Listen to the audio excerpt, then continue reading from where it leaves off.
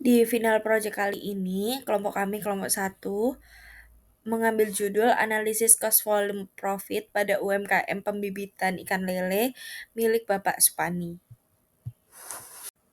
Dan berikut adalah kelompok kami. Yang pertama ada Noval Ramadan Firmansyah dengan 3 NRP terakhir 065 dan saya sendiri Alia Davina Nirwasita dengan 3 digit terakhir 098 dan ada Rafli Narendra dengan 3 digit terakhir 107.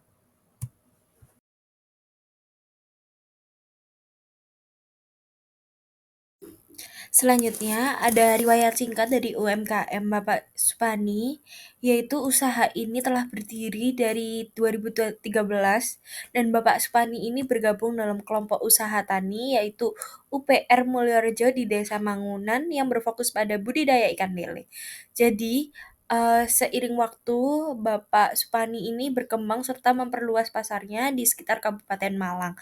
Jadi, UMKM ini berfokus pada penyediaan bibit lele dengan kualitas unggul, hasil pemijahan alami dengan teknik berstandar guna untuk memenuhi kebutuhan para petani ikan di wilayah Kabupaten Malang dan sekitarnya. Selanjutnya, kegiatan UMKM ini berfokus pada kategori B2B karena fokus utamanya itu menjual benih lele kepada pengusaha lain, jadi nggak langsung ke konsumen akhir. Selain menjual benih, usaha ini juga menawarkan kemitraan dan layanan konsultasi teknis memperkuat karakter B2B-nya.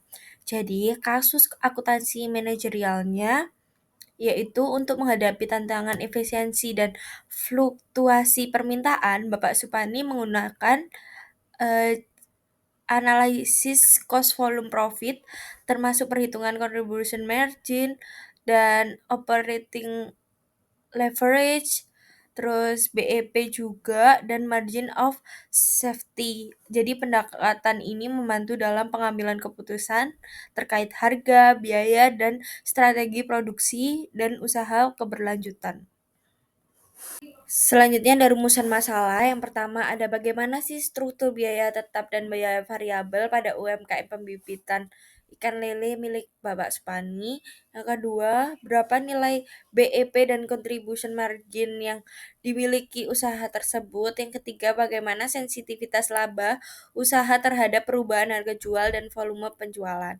Terus yang kedua ada tujuan penelitian, yaitu menganalisis struktur biaya tetap dan biaya variabel di kegiatan pembibitan ikan lele. Yang kedua, menghitung nilai BEP dan contribution margin sebagai dasar pengambilan keputusan usaha.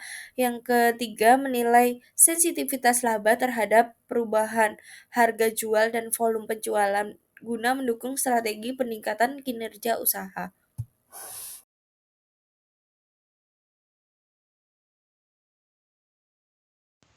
Nah, oke, sekarang kita masuk ke biaya produksi yang dikeluarkan oleh Bapak Supani ini. Nah, Bapak Supani, pembibitan ikan lele Bapak Supani ini mereka memiliki hanya satu produk. Maka dari itu mereka ini lebih mudah. Sehingga dari tahun 2022, 2023, 2024 bisa dilihat dari data-data pada tabel di bawah ini. Nah, kemudian juga ada data tentang penjualan dari penjualan produk dari pembibitan Bapak Supani. Nah, di sini per tahun terlihat bahwa volume penjualannya dalam rupiah ini terus menaik ya. Berarti menunjukkan kalau setiap tahun ini mengalami kenaikan untuk penjualan bibit lele dari Bapak Supani sendiri. Selanjutnya laba usaha. Laba usaha adalah selisih antara pendapatan dan biaya operasional. Jika pendapatan lebih besar, maka laba yang diperoleh maka sebaliknya terjadi kerugian. Berikut adalah laba dari usaha UMKM Pak Supani di tabel berikut.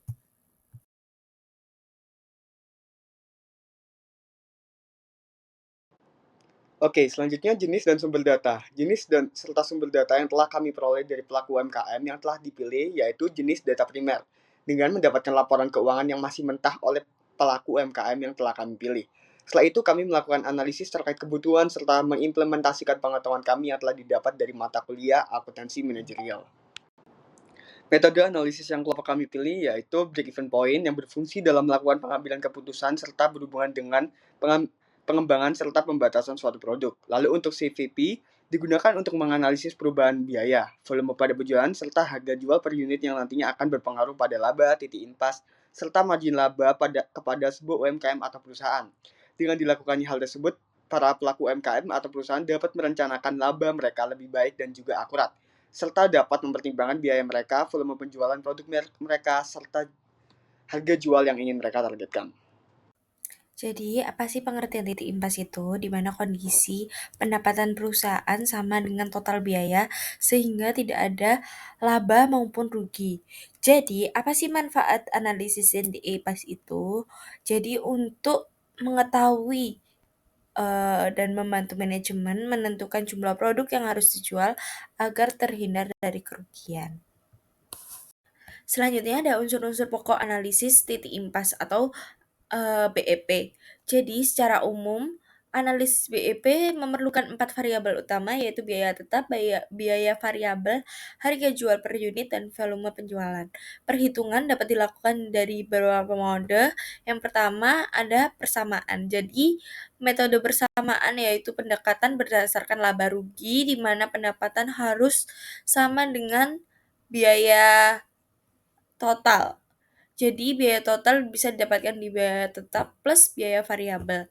Dan persamaan dapat ditulis dengan rumus PX sama dengan A plus BX. Dengan keterangan P itu sebagai harga jual per unit, X adalah jumlah unit produk yang akan dijual atau diproduksi, A adalah biaya tetap, dan B adalah biaya variabel per unit produk.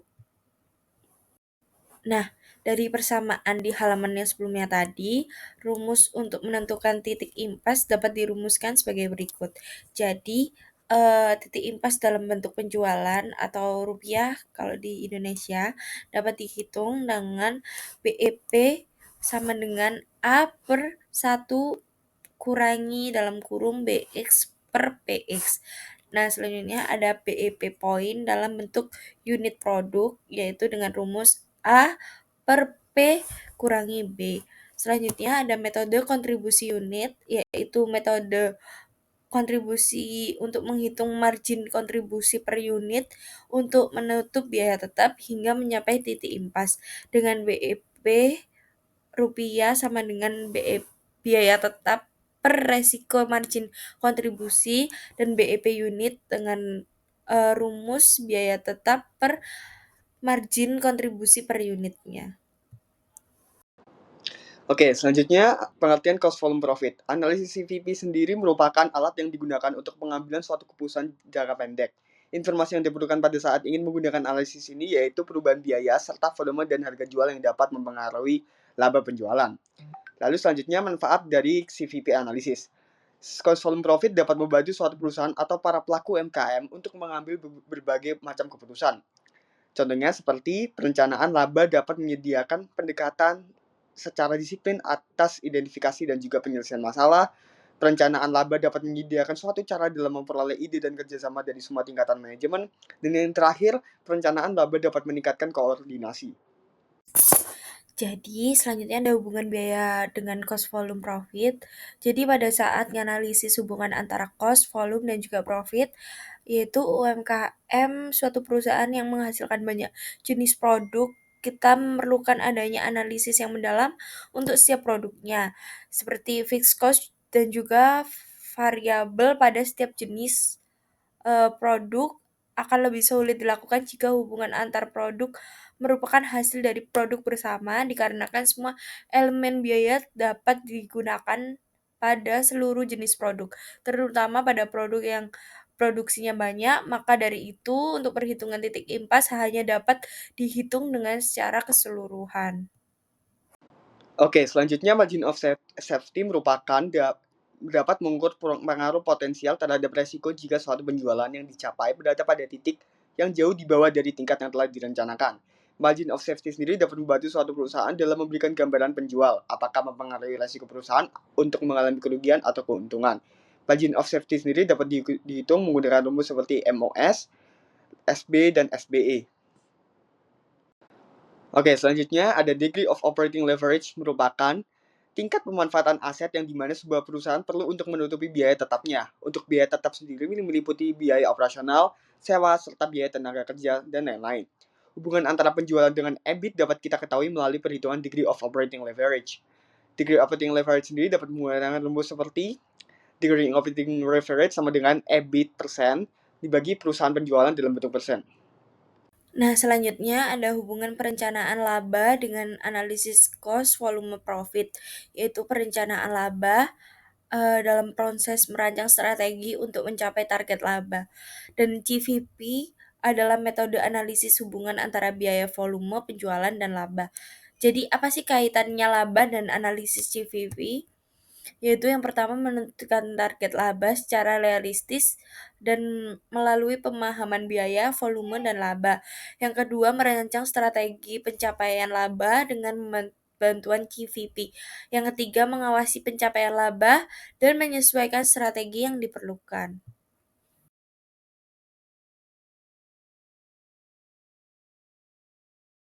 Oke, kita masuk ke bab 4. Yang pertama ini adalah harga pokok penjualan. Nah, kenapa sih Bapak Supani harus melakukan perhitungan harga pokok penjualan? Karena agar beliau tahu berapa modal yang harus dikeluarkan untuk satu produk yang terjual.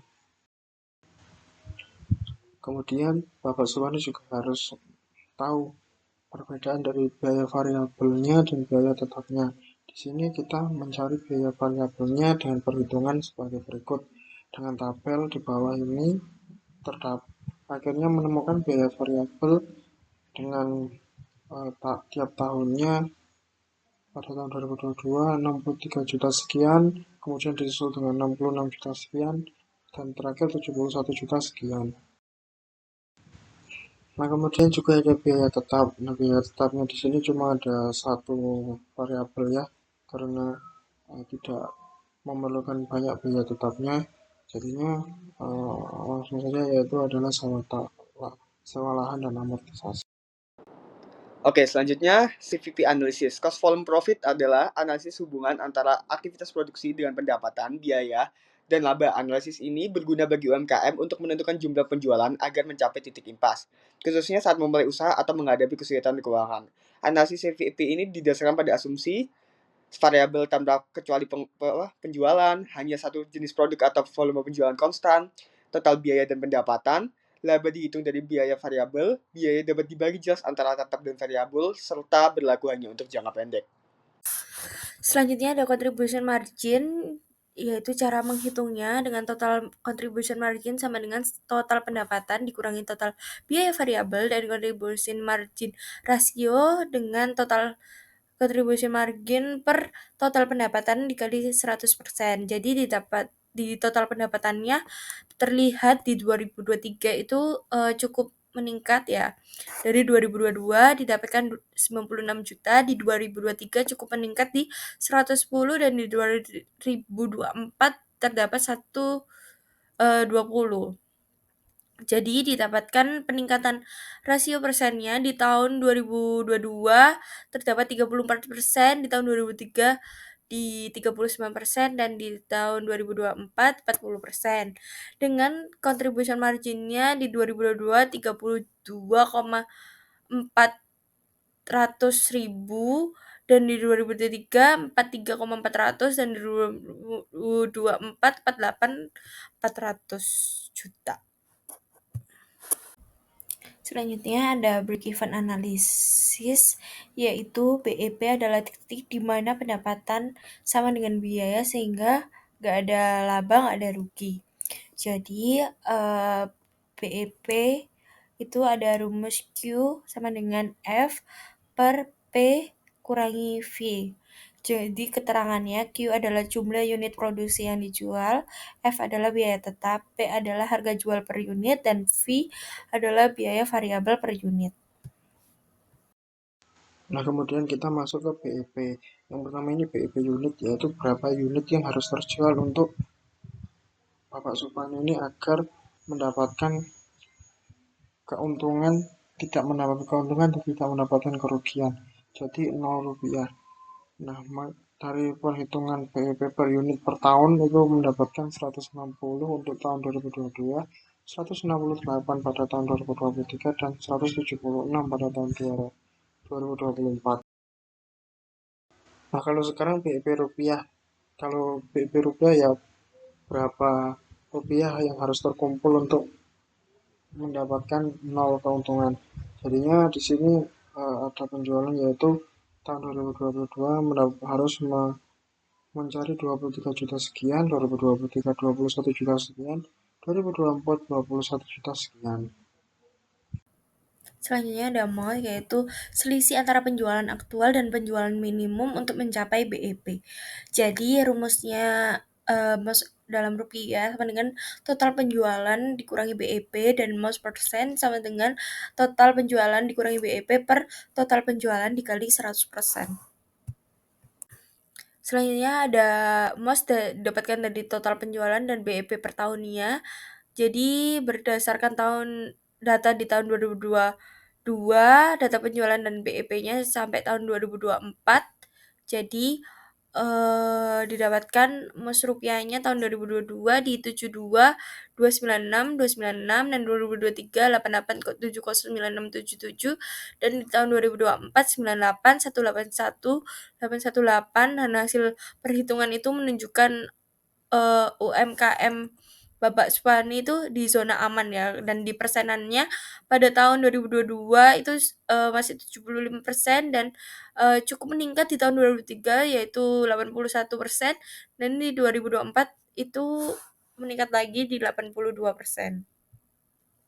Selanjutnya, degree of operational leverage yaitu dapat dihitung dari contribution margin per pendapatan bersih didapatkan pada tahun 2022 32.400.000, di tahun 2023 43.400.000, dan tahun 2024 terdapat 48.400.000. Selanjutnya, berdasarkan perhitungan, DOL UMKM menunjukkan tren yang menurun tapi tetap di atas 1, yang berarti perusahaan masih memiliki leverage operasional di mana perubahan kecil pada penjualan berdampak besar pada laba.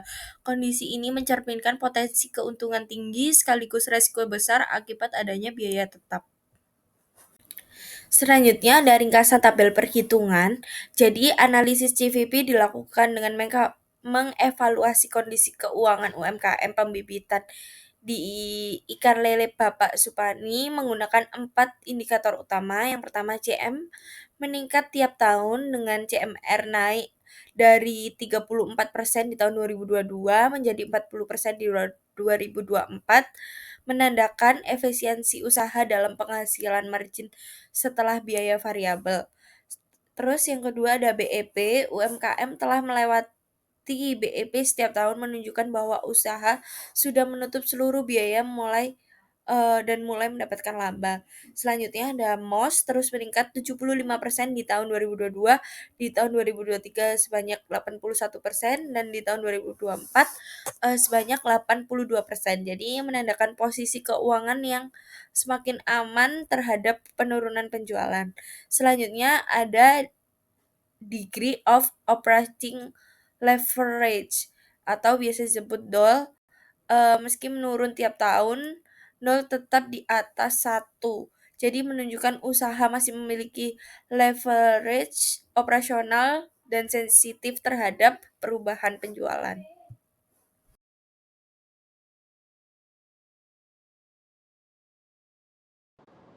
Lalu untuk kesimpulan, UMKM pembibitan ikan lele milik Bapak Suprani yang berdiri sejak 2013 di Kabupaten Malang telah berkembang pesat dalam produksi dan penjualannya, khususnya dalam layanan B2B sebagai pemasok utama benih lele di daerah tersebut. Asal analisis menunjukkan struktur biaya tetap dan variabel terus meningkat tiap tahun. Yang kedua, BEP telah tercapai baik dalam unit maupun rupiah.